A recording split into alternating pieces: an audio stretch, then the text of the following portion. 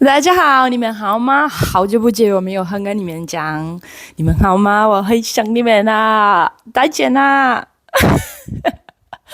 ！Tchau! Olá pessoal, tudo bem com vocês? Como vocês estão? Faz muito tempo que a gente não tá aqui, né? Então é isso, vou falar da tchau logo, porque eu já traduzi tudo que eu falei em chinês pra você não sair daqui correndo, falar assim, meu Deus, o que essa menina está falando em mandarim? Sejam muito bem-vindos a mais um vídeo do nosso canal Mandarim Transforma, porque o mandarim, ele transformou a minha vida.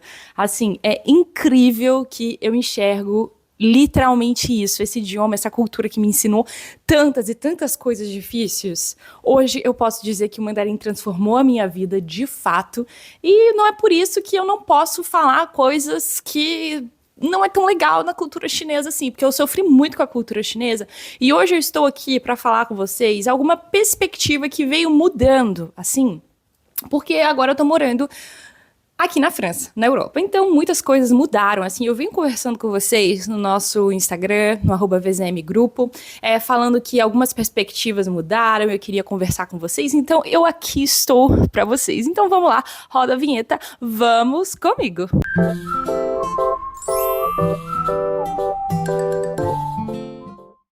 E como que eu vou começar um vídeo sem tomar um chazinho aqui com vocês, né? Como sempre eu estou aqui. Hoje eu tô estreando a minha caneca nova que eu comprei aqui na minha cidade, aqui na França, que tem essa foto aqui desse lugar, que é uma pintura de um pintor muito famoso chamado Paul Cézanne. E eu fui na exposição dele, que ele juntou, assim, várias coisas da exposição dele nos Estados Unidos, no Japão, e colocou várias pinturas deles, e eu fui lá assistir, eu comprei a canequinha. Eu falei, vou comprar, porque eu adoro colecionar caneca. Então, assim, você que já maratonou alguns vídeos aqui no canal, você pode notar que tem alguns vídeos aqui que eu sempre tô com uma canequinha tomando um chazinho. Então, gente, eu tô sentindo um calor. Misericórdia, eu tenho que abrir a porta aqui, porque não tá dando, tá muito quente. Meu Deus do céu, peraí, calma. Calma, porque estamos no verão na Europa, né, gente? Verão, pelo menos aqui embaixo não tem ar-condicionado, então só um instantinho. Pronto, muito obrigada. Agora vamos conversar, já estou aqui confortável no meu sofá. E hoje eu quero falar algumas coisas que eu venho percebido que na cultura chinesa, que já não me agradava naquela época, e hoje em dia, assim, não me agrada, literalmente, pensando na perspectiva do futuro. Uma coisa que eu não consigo entender na cultura chinesa, isso daí eu falo da China, de Taiwan, eu falo da cultura japonesa, mas eu falo da cultura chinesa, tá? Todos aqueles países, né, que pertencem à República da China, tá? E também representam a China, enfim, vocês entenderam. Não vamos entrar em questões geográficas aqui, políticas, porque tem outros vídeos aqui no canal que é em relação a isso. Mas como que eles tratam os idosos, sabe? Quando eu morava em Taiwan, em 2013 para 2014, mais ou menos, sempre tinha uma vozinha da família. E essa vozinha da família, gente, ela era super assim... Ela tinha os seus problemas mentais, né? Ela era bem cuidado no quesito, assim, de ser bem cuidado para eles, sabe? Mas você via o dente da senhorinha, e isso tem várias pessoas de idade em Taiwan que são pessoas que não são bem cuidadas, sabe? O dente todo preto, a roupa fedida, e a gente acha, né, porque a cultura é milenar, que respeita o mais velho e tudo mais, mas tudo bem, tem a cultura milenar de você ter o respeito ao mais velho, né, de você ser obrigado a você se respeitar o mais velho. Mas uma coisa que me chocou muito quando eu cheguei aqui na Europa é que os idosos daqui, eles são super bem cuidados.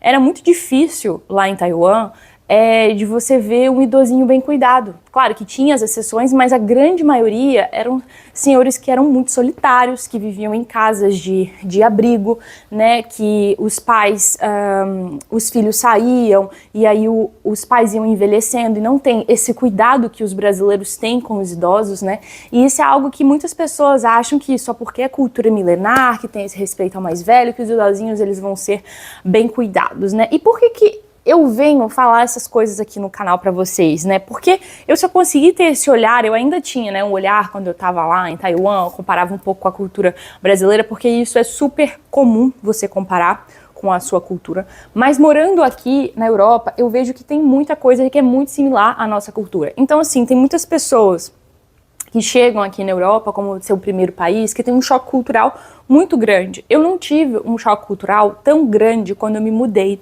aqui para a Europa, porque eu vim de Taiwan. Lá o choque cultural ele foi imenso, eu passei por muitas dificuldades lá, sabe? E foram esses pequenos detalhes assim que eu fui vendo, o modo como eles vivem a vida em Taiwan e na China, era algo que eu não me via ao longo prazo, tá? Em relação ao trabalho também, que é um segundo ponto aqui, eles trabalham muito, sabe? Na verdade, as questões trabalhistas, as questões contratuais são muito diferentes, elas são muito precárias, né? Então a gente tem todo esse debate, né? Falando dessas grandes empresas de fast fashion, como a empresa da Shein, né? Que não respeitam os trabalhadores. Mas os trabalhadores, eles não têm outra perspectiva de trabalho senão essa. Eles não conseguem se comparar com uma perspectiva de trabalho que tem um repouso no final de semana, porque não existe essa possibilidade, tá? Não existe essa possibilidade.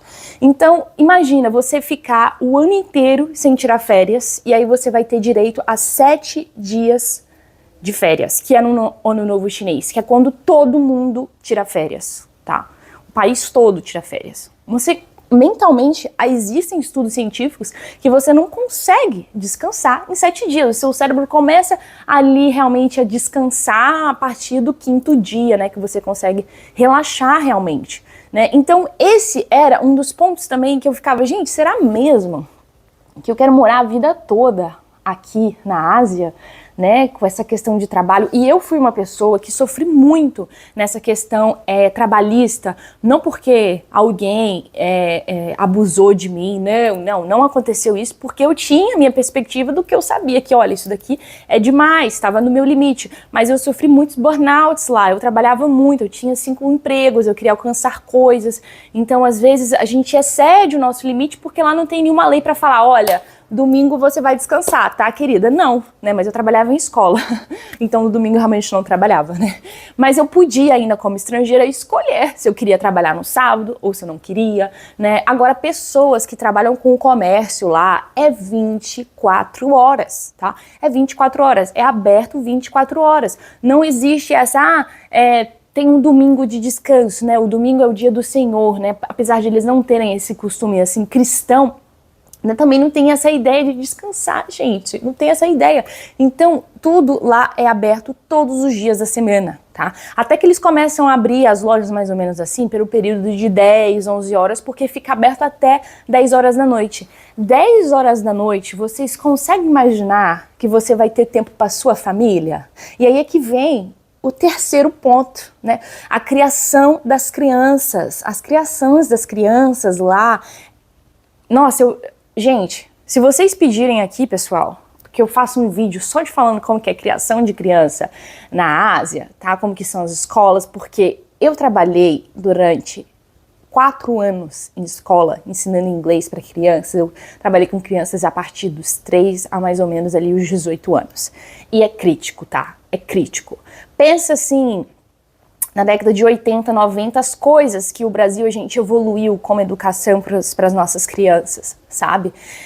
Lá não evoluiu, lá ficou parado, tá? Ah, Vicky, mas eu conheço fulano que mora lá, que na minha escola não é assim, na sua escola não é assim, né? Porque você talvez tenha uma escola melhor, né? As pessoas... Mas coloca a sua criança num negócio de reforço.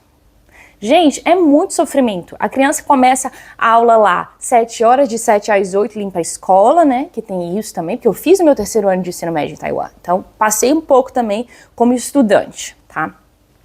E aí depois começa as aulas 9, vai até meio-dia, aí de meio-dia a 1, você tem o descanso, você almoça na escola, você tira a sonequinha, sempre tem o negócio de tirar a sonequinha, isso eu acho muito legal, mas você acaba que você tira a soneca debruçada, assim, como é que fala?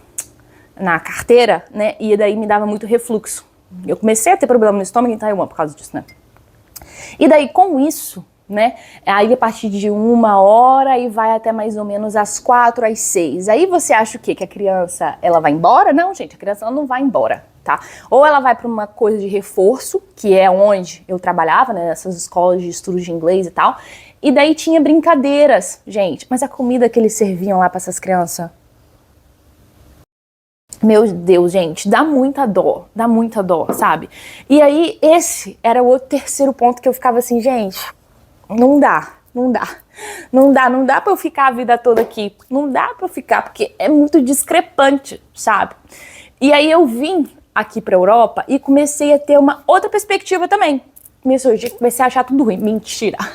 Não, eu fiz essa escolha muito bem pensada. Tem um vídeo aqui no canal, assim, muito detalhado, que eu falo como que eu fiz essa escolha e tal. Só você ir lá, gente. Tem mais de 200 vídeos que a gente tem aqui no canal, viu? Meu Deus do céu, e a gente tá quase batendo 5 mil inscritos. Eu conto com você. Se inscreva nesse canal pra gente bater 5 mil inscritos, por favor, tá? Já vai enviando esse vídeo aqui também pra galera, tá? Já vai enviando o vídeo, porque assim, quando eu cheguei aqui na Europa, eu já tinha uma perspectiva um pouco diferente, porque eu vim do impacto da Ásia, né? Foi um impacto muito grande. Mas agora, aqui na Europa, eu consigo ver algumas coisas, né? Porque, assim, é um continente que passou por muitas guerras, passaram por mais revoluções. Tem alguns países aqui também da Europa que foram colonizadores, que invadiram outros países, e aí a gente entra em outra temática também, que isso me mudou muito a mente, assim, tipo, uou, nossa, eu sou brasileira mesmo, ninguém pode me tirar isso, eu sou brasileira mesmo. Porque lá em Taiwan, eu tinha que meio que renegar, engolir muito sapo, renegar minha identidade como brasileira, como latina, a forma que a gente se expressa, eu tinha que engolir muita coisa para entrar no padrão deles. E aqui na Europa, é isso que mudou toda a minha perspectiva, é a maneira como eu me relaciono com as pessoas, sabe? Ninguém pode chegar aqui pra mim na Europa e falar, ai querida, coloca aí sua cultura lá atrás, porque aqui você tem que respeitar a nossa. Não é assim, sabe? Eu não me sinto assim, sabe? Que eu tenho que pressionar a minha cultura e entrar no padrão deles, sabe? É muito miscigenado aqui na Europa, assim como no Brasil, mas a diferença é que agora aqui na Europa tá tendo o quê? Aquele negócio anti-imigração, né? Tá curtindo aquele negócio anti-imigração, tá crescendo esse sentimento, e esse é o problema. Esse é o grande problema, né, que é no mundo hoje, né, o Brasil a gente abraça todos os imigrantes, a gente fala, venha, porque a nossa diplomacia é uma diplomacia assim, tá? Para quem estuda um pouco de história política e tudo mais, eu sou formada em relações internacionais, é a minha primeira formação, tá, na minha graduação, mas eu mudei um pouco, porque eu fiz mestrado em outra coisa, agora eu faço doutorado em outra coisa, mas assim, o Lula, tá, o presidente Lula atual hoje no Brasil, tudo bem, tem algumas coisas que não dá pra concordar, tem outras coisas que não, né? Enfim, mas ele foi o que trouxe essa diplomacia amigável, né? De realmente fazer a diplomacia presidencialista, né? De ser amigável com todos. Mas o Brasil, assim, muito antes, né? Do governo dos partidos trabalhistas, muito antes a gente já tinha isso, né? Da décadas lá da Primeira Guerra. Então a gente já recebeu muitos italianos, muitos portugueses também que depois da colonização, né? Então, a gente já tem esse aspecto. E aqui na Europa, eles não entendem que eles precisam dos imigrantes, porque, gente, não tem condição. Aqui o povo é muito velho. Quando eu cheguei aqui na Europa, a gente foi muito engraçado. Foi muito engraçado porque, assim, eu falei, meu Deus, todo mundo é branco e todo mundo é velho. Eu me senti muito estranha, porque eu tava num contexto que todo mundo era asiáticozinho e eu era pessoa diferente, sabe? Então as pessoas tiravam foto de mim, era uma coisa que me incomodava muito. E quando eu cheguei aqui na Europa, não, tipo, eu tenho a descendência também europeia, tá? E muitos dos brasileiros a gente tem também, né? Por conta dessa abertura do Brasil. Então a nossa história, gente, é uma história, assim, gigantesca, sabe? Eu aconselho muito você assistir documentários, eu dou muito nessa vibe, assim, sabe? E é algo que eu queria trazer pra vocês, porque eu sei que tem muitos estudantes, tá? Que estão agora no Brasil, fazendo seu ensino médio, fazendo a sua graduação, pensando já de estudar na Ásia, e a gente acha que tudo é perfeito, mas não é tudo perfeito, não é um mar de rosas, tá?